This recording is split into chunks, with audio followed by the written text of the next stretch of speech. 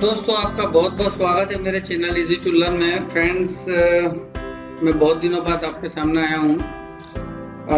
थोड़ा सा व्यस्त चल रहा था, तो फिर से मैं एक नया वीडियो लेकर आया हूँ। और इस बार हम एक इंग्लिश में जो ग्रामेटिकल है उसकी एक सीरीज चलाने वाले हैं। तो मैं चाहता हूँ कि आप को यदि इस सीरीज में कहीं कोई कमी दिखे तो उसको कमेंट जरूर करिए। चलिए देखते हैं। आज का जो हमारा टॉपिक है वो है नरेशन। नरेशन का जो मतलब होता है वो होता है शाब्दिक जो अर्थ है कथन। इस शब्द का निर्माण जो है नरेशन जो है वो नेरेट से बना हुआ है। नेरेट शब्द का अर्थ होता है हमेशा कुछ कहना, टू से, टू स्टेट। इसके बहुत सारे समानार्थी शब्द भी है, जैसे दर्शन, स्टेटमेंट, डिक्लेरेशन।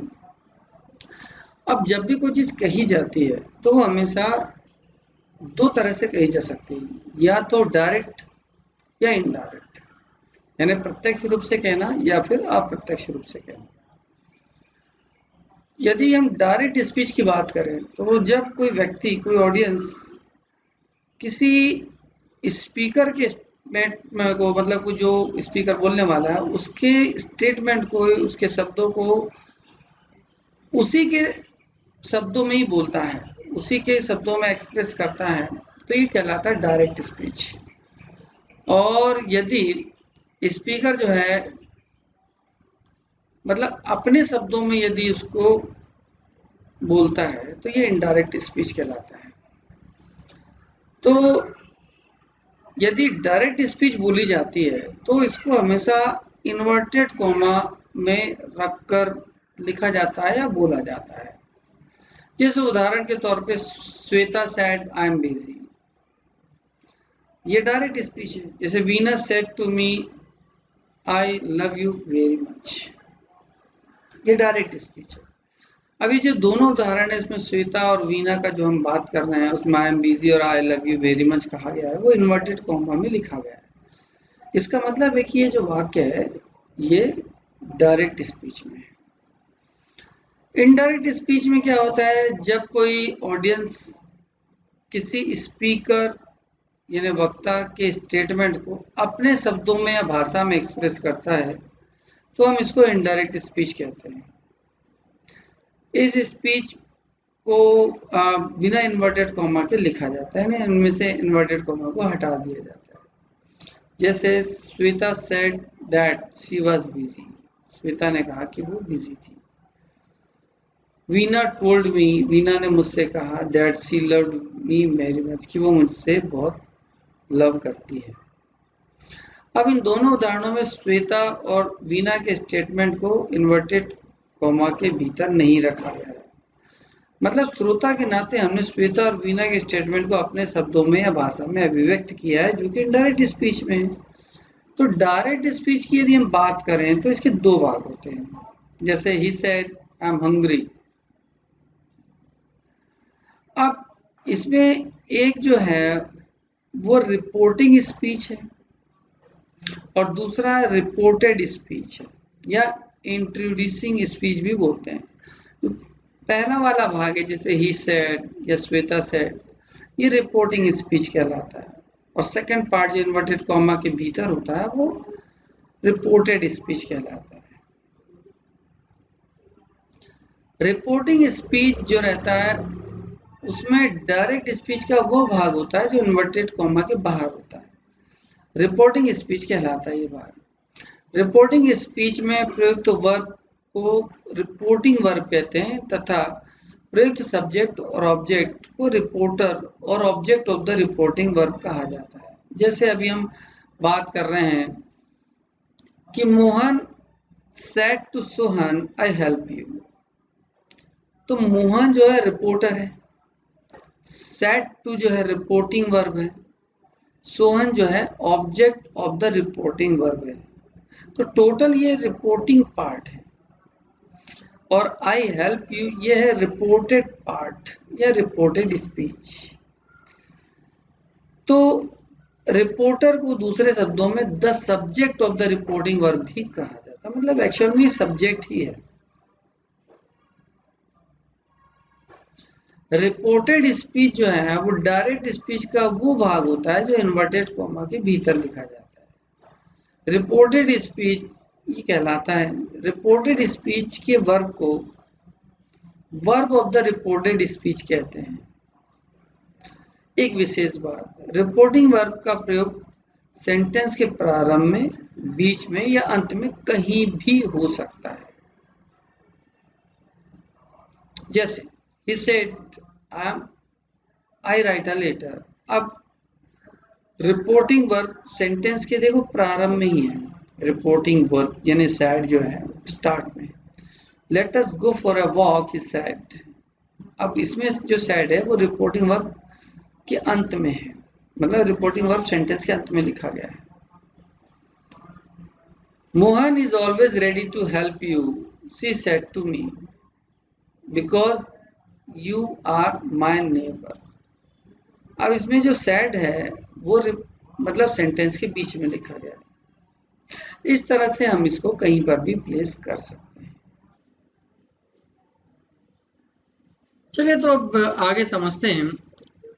डायरेक्ट स्पीच से इनडायरेक्ट स्पीच में बदलने के लिए ये जानना बहुत आवश्यक है कि इन्वर्टेड कॉमा के भीतर किसी प्रकार के सेंटेंस का प्रयोग किया गया है तो इन्वर्टेड कॉमा के भीतर के सेंटेंस को पहचाने बिना इनडायरेक्ट स्पीच में बदलना असंभव है। मतलब one thing is very clear कि हमें इन्वर्टेड कॉमा जो है यानी रिपोर्टेड स्पीच जो है उसका टेंस पहचानना ही पड़ेगा। ये सबसे इम्पोर्टेंट पार्ट है। मतलब जो बोला गया है रिपोर्टेड स्पीच है उसे हमें उसका काल का पता करना पड़ेगा कि वो किस काल की बात की जा रही है। यदि हम अर्थ के दृष्टिकोण से देखें तो जो सेंटेंस है वो 5 प्रकार के हो सकते हैं। मतलब 5 टाइप के सेंटेंस हैं। एजर्टिव सेंटेंस जिसको हम डिक्लेरेटिव या कथनात्मक, स्वीकारात्मक या अस्वीकारात्मक ऐसे कुछ सेंटेंस है। एजर्ट कुछ कहना। इंट्रोगेटिव सेंटेंस जिसमें कोई प्रश्न पूछा जा रहा हो, कोई क्वेश्चन किया जा रहा हो। इम्पेरेटिव सेंटेंस जिसमें कोई कमांड दी जा रही हो, आज्ञा दी जा रही हो। ऑप्टेटिव सेंटेंस जिसमें किसी इच्छा का बोध किया जा रहा हो, या एक्सक्लेमेटरी सेंटेंस जिसमें कोई विस्मय, कोई आश्चर्य व्यक्त किया जा रहा हो। सबसे पहले हम देखते हैं assertive sentence. The sentence which express yes और नो सेंस। ऐसा सेंटेंस जिसमें हाँ या ना का बोध होता हो वो असर्टिव सेंटेंस कहलाते हैं। जैसे he is a student, yes, इसमें हाँ का भाव होता है। ही राइट्स अ लेटर, वो पत्र लिख रहा है, इसमें हाँ का भाव होता है। She was not a nurse, no sense, इसमें नहीं का भाव होता है। I did not go there, मैं वहां नहीं गया, इसमें भी एक नेगेटिव सेंस आ जाता है। अफर्मेटिव सेंटेंस जो होते हैं, the sentence which express yes sense, जो जिसमें केवल हाँ का बोध होता है, स्वीकृति का बोध होता है, वो अफर्मेटिव होते हैं। जैसे यू आर अ गुड, एक तुम एक अच्छे लड़के हो, स्टूडेंट हो। सी लव्स यू, वो तुम्हें लव करती है। इसमें एक्सप्रेशन है लेकिन पॉजिटिव सेंटेंस में। दूसरे होते हैं इसमें negative sentence. The sentence which express no sense, वो सेंटेंस जिसमें नहीं या अस्वीकृति का बोध होता है, नेगेटिव सेंटेंस कहलाते हैं। She is not a girl, not a good girl, you do not go there.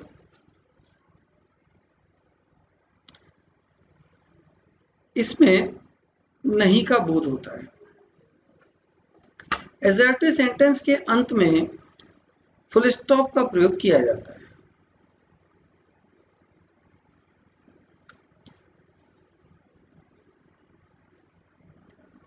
Interrogative sentence, the sentence which is used to ask a question, एक ऐसा सेंटेंस जिसमें कोई प्रश्न पूछा जाता है, इंट्रोगेटिव सेंटेंस कहलाता है। जैसे यू आर अ नॉटी, तुम नटखट लड़के हो। ये सॉरी, आर यू नॉटी, क्या तुम नटखट हो। Do you read a novel, क्या तुम नॉवेल पढ़ते हो, इसमें कोई प्रश्न पूछा जा रहा है।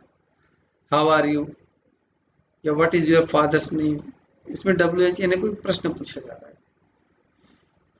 यस और नो वाले जो क्वेश्चंस होते हैं उसमें एक्सिलरी वर्ब जैसे is, are, am, was, were, has, have, had, do, does, did, shall, will, can, could, may, might, should, ये जितने भी शब्द हैं इनसे स्टार्ट होने वाले जो प्रश्न होते हैं उनका उत्तर यस या नो में आता है, उनको अपन एक्सिलरी मतलब क्वेश्चन वाले तो होते हैं ये, लेकिन इनका सिर्फ उत्तर हाँ या ना में ही मिलता है। जैसे are you tall, yes I am tall, no I am not tall, या तो मैं लंबा हूं या मैं लंबा नहीं। डब्ल्यू एच वाले जो क्वेश्चन होते हैं वो डब्ल्यू एच वर्ड से चालू होते हैं, जैसे what, when, why, when, where, how, why, who. हालांकि कुछ शब्द है जो डब्ल्यू एच से चालू नहीं होते जैसे हाउ, लेकिन फिर भी उन्हें डब्ल्यू एच शब्द ही कहा जाता है। ये सब डब्ल्यू एच क्वेश्चन कहलाते हैं। इन प्रश्नों का जवाब कुछ शब्दों में दिया जाता है लेकिन हाँ या ना में नहीं मिलता है। जैसे व्हाट इज योर नेम, अब इसमें हाँ या ना में इसका कोई सेंस नहीं है। My name is mister A K Thakur, जैसे मैं कह रहा हूँ कि my name is mister Ramesh Jain. How many days are there in a week, तो there are 7 days in a week, एक सप्ताह में 7 दिन होते हैं। तो इम्परेटिव जो सेंटेंस होते हैं, एक दूसरा सॉरी इंटरोगेटिव सेंटेंस या क्वेश्चन वाले जो सेंटेंस है, इनके अंत में हमेशा क्वेश्चन मार्क जरूर लगा रहता है। अब तीसरे हैं imperative sentence, sentence which express order, advice, request, command etcetera, जिनसे आज्ञा, सलाह, प्रार्थना आदि का बोध होता है, इंपरेटिव सेंटेंस कहलाते हैं, आज्ञात्मक कहलाते हैं। इनका जो सब्जेक्ट हमेशा यू इसमें छिपा रहता है, ये बात ध्यान दीजिएगा, इसमें यू बोलना नहीं पड़ता, वो एक अंडरस्टूड वर्ड है। अफर्मेटिव इंपरेटिव जो सेंटेंस होते हैं जैसे bring a glass of water, stand up, sit down, help the poor. Negative sentence भी होते हैं जैसे don't bring a glass of water, don't stand up, don't sit down, don't help the poor. चलिए fourth type है optative sentence, the sentence which express wish और Dzire, जिसमें कोई इच्छा व्यक्त की जाती है, कोई उसका बोध होता है, ऑप्टेटिव सेंटेंस कहलाते हैं। जैसे यू में लिव लॉन्ग, भगवान के अनुसार आपकी जो दीर्घायु हो। मे गॉड ब्लेस यू, भगवान आपको आशीर्वाद दे। May God save the king, भगवान करे कि राजा बच जाए। ऑप्टेटिव सेंटेंस ज्यादातर जो होते हैं वो मे से चालू होते हैं और इनके अंत में एक्सक्लेमेटरी का जो साइन रहता है वो लगा रहता है, एक लाइन, सीधी लाइन, उसके नीचे एक बिंदी लगी रहती है, जैसे आप ये इस तरह का देख सकते हैं। कभी कभी मे का प्रयोग नहीं भी होता है, मे अंडरस्टूड भी रहता है। एक्सक्लेमेटरी सेंटेंस कौन से सेंटेंस होते हैं? The sentence which express some sudden feeling of mind as joy, sorrow, surprise, suspicious, had, applause, wonder. मतलब ये सब जैसे खासकर हमारी मानसिक भावनाएं जैसे सुख, दुख, आश्चर्य, संदेह, घृणा, प्रशंसा, आशा आदि का बोध होता है, वो सब एक्सक्लेमेटरी सेंटेंस कहलाते हैं। इन सब के अंत में एक एक्सक्लेमेटरी साइन लगता है, जैसे आप लोग ये साइड में एक स्लाइड में दिख रहा होगा, इस तरह का सेंटेंस लगा रहता है। He said, I am ruined, उसने कहा ओ मैं बर्बाद हो गया। The player said, hurray, the cup is ours, खिलाड़ी ने कहा हुर्रे, हम लोग जीत गए, अभी कप हमारा है। He said, what a nice film it is, कितनी सुंदर फिल्म है ना, उसने कहा। He said, what a horrible song, कितना एक भयानक ये गीत है, डर भरा गीत है। जितने भी सेंटेंस अभी बोले गए हैं इनमें अब हम भेदों को अच्छी तरह से समझ सकते हैं। अंग्रेजी में जो डायरेक्ट स्पीच से इनडायरेक्ट स्पीच में बदलने के लिए मुख्य रूप से 2 नियम हैं। पहला तो हम जिसको जनरल रूल कहते हैं, सभी सेंटेंस में कॉमन रूप से ये नियम लागू होता है। इन रूलों को हम जनरल रूल कहते हैं। और ये जो जनरल रूल है इसको भी हमने 3 कैटेगरी में बांटे हैं। पहले इसमें change of person, change of tense और change of part of speech, यानी हमें पर्सन को भी बदलना होता है, यानी first person, second person, third person. Tense यानी काल को बदलना होता है, यानी वर्ब का किस काल में बोला गया है। और तीसरा, इसके कुछ पार्ट ऑफ स्पीच बदलना पड़ता है। तो जनरल रूल ये है कि हमें 3 चीज़ों में बदलाव करने हैं, पर्सन, टेंस और पार्ट ऑफ। सबसे पहले हम देखते हैं चेंज ऑफ पर्सन। तो डायरेक्ट से इनडायरेक्ट स्पीच में बदलते समय हम इन्वर्टेड कॉमा के भीतर जितने भी पर्सन होते हैं उसको SON के अनुसार बदलते हैं। जो एस है वो सब्जेक्ट, यानी subject of the reporting speech. वो जो है वो ऑब्जेक्ट है, सेकंड पर्सन। और जो एन है इसका मतलब नो चेंज, इसमें थर्ड पर्सन में आपको कोई चेंज नहीं करना। यदि फर्स्ट पर्सन है तो सब्जेक्ट के अनुसार बदलना पड़ता है रिपोर्टिंग वर्ब के, और ये रिपोर्टेड स्पीच। ध्यान देंगे, एक इन्वर्टेड कॉमा के ये बाहर के तीनों पार्ट और ये रिपोर्ट इन्वर्टेड कॉमा के अंदर के तीनों पार्ट है। तो सब्जेक्ट जो है वो हमेशा, मैंने फर्स्ट पर्सन जो है रिपोर्टिंग वर्ब के सब्जेक्ट के अनुसार बदला जाएगा। जो सेकंड पर्सन है वो रिपोर्टिंग वर्ब के ऑब्जेक्ट के अनुसार बदला जाएगा। और यदि वहां पर कोई थर्ड पर्सन है तो उसमें कोई चेंज नहीं आएगा। इस सन का मतलब, इसको और क्लियरली समझते हैं। एस का मतलब रिपोर्टिंग वर्ब का सब्जेक्ट है जिसमें फर्स्ट पर्सन के अनुसार बदला जाएगा, वो रिपोर्टिंग वर्ब का ऑब्जेक्ट है ये सेकंड पर्सन के अनुसार चेंज किया जाएगा। और यदि थर्ड पर्सन है तो उसमें कोई नो चेंज होगा। ठीक है। पहला रूल, रिपोर्टेड स्पीच का सब्जेक्ट जो है वो फर्स्ट पर्सन यानी आई वी, यदि इसमें से कोई है तो रिपोर्टिंग वर्ब के सब्जेक्ट और नंबर पर्सन के अनुसार बदल जाते हैं ना, सब्जेक्ट के अनुसार बदलते हैं।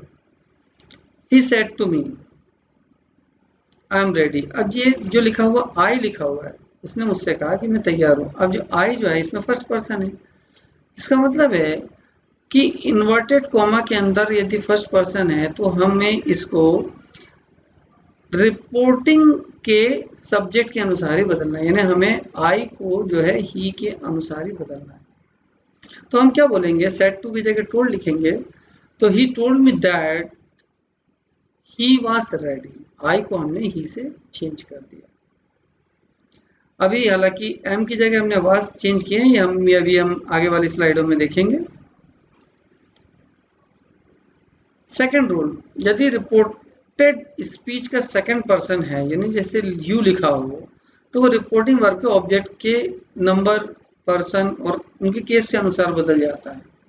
यानी जैसे he said to me you are late, अब यहाँ पर यू लिखा था, सेकंड पर्सन था, तो हमने इसको इस रिपोर्टिंग जो वर्ब है उसके ऑब्जेक्ट के अनुसार बदले, यानी मी के अनुसार बदले। मी यानी इसका सब्जेक्टिव फॉर्म होता है आई।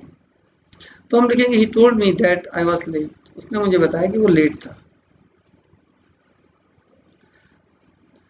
पहला नोट कर लें बात, यदि रिपोर्टेड स्पीच में जो सब्जेक्ट है वो सेकंड पर्सन का है, रिपोर्टेड स्पीच में ध्यान देना, इन्वर्टेड कॉमा के अंदर यदि सेकंड पर्सन है और रिपोर्टिंग वर्ब का ऑब्जेक्ट नहीं दिया गया है ना, मतलब ऐसा भी हो सकता है कि उसने दिया ही नहीं, ऑब्जेक्ट ही नहीं है।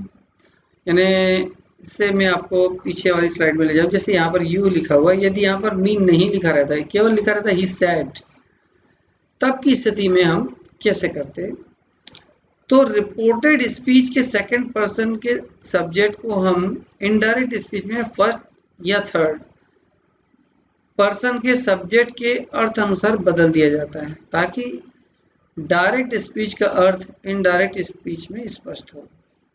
मतलब हम या तो वहां पर फर्स्ट पर्सन लिख सकते हैं या थर्ड पर्सन लिख सकते हैं, कोई जरूरी नहीं, क्योंकि यहाँ पर तो कोई है नहीं।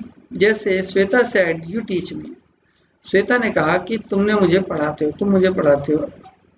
यू टीच माई सिस्टर मतलब तुम मेरी बहन को पढ़ाते हो। अब यहाँ पर यू लिखा हुआ है ना सेकंड पर्सन, अब यहाँ पर तो सेकंड पर्सन है, तो इसे रूल के मुताबिक इस रिपोर्टिंग वर्ब के ऑब्जेक्ट के अनुसार बदल देना चाहिए, लेकिन यहाँ पर तो है ही नहीं ऑब्जेक्ट।